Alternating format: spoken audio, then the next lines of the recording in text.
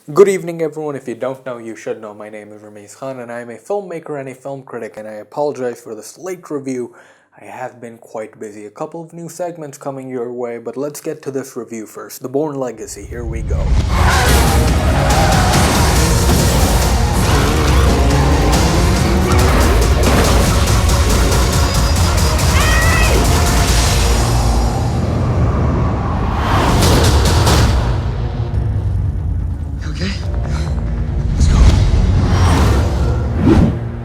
The Bourne Legacy is a film directed by Tony Gilroy, and it stars Jeremy Renner as Aaron Cross. Aaron Cross is another assassin from another new program called Outcome. Jeremy Renner, in my opinion, has the worst luck when it comes to being a movie star nowadays. It also stars the beautiful Rachel Weisz as well, and a supporting cast of Edward Norton. Now, before we go into the negatives of this film, let me just talk about the positive. First of all, I do not think that this is a bad film, but I don't think this is a good film either. First of all, I really hated when a sequel takes place at the same time as a previous film. It rarely works, and it raises so much implausibility about multiple characters being at different places or at the same places at the same time during different movies. It's confusing as hell as well.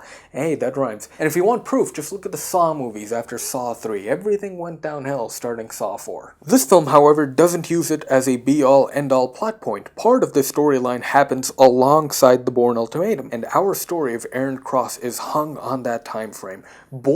Jason Bourne's story and actions affect this film, probably why this film is called The Bourne Legacy. Another good thing about this film is how it doesn't forget the subtext of the trilogy about the government's over-reliance on technology. The supporting cast is fantastic. The supporting cast consists of Edward Norton, Stacy Keats, that bald guy from House of Cards, and the subtext of the trilogy is still present in this film. Most of these government agents, they spend their time behind a blue LED lit computer room, and they feel like real CIA, government, shady type characters, as well as they don't take any chances. Part of why we don't know so much about government workings is because they don't take chances, and we see that in the film as they talk about scrapping the Outcome program when they see the owner, the director of Blackbriar, shaking hands with the director of the Outcome program. Yes, shaking hands is a no-no, and they consider wiping out a new program because they see people shaking hands. That's cool, and that seems plausible that these shady people would do that. However, this is where the problem comes in. This film is about Aaron Cross. He's on the poster, all that stuff, right? He's the main character of this film. The film revolves around him and his story. His goal is to get a few pills, and it's a really cool plot. Apparently, these superpowered agents take these pills, blue pills and green pills.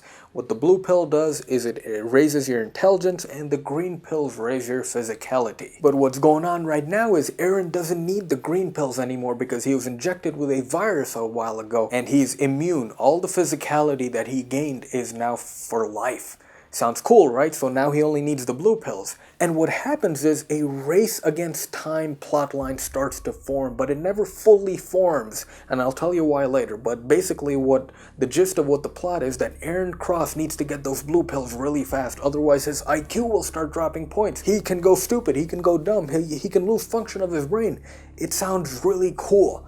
Now I said I'll tell you the problem. What is the problem? The problem is that main plotline plays second fiddle to the government plotline. The main plot seems to be the hunt for Aaron Cross rather than Aaron Cross's physical dilemma in this film. The subplot is thrown in with the Rachel Weisz character, and I think they did that because the studio knows that Rachel Weisz is a famous actress. If you look at the previous Bourne films, no really famous actresses were in there. Joan Allen, Julia Stiles, and Franca Potente. They had their personal subplots, but none of them involved them being an action heroine.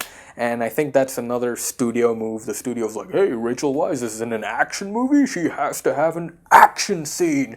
She has to hold a gun and be a badass for some time.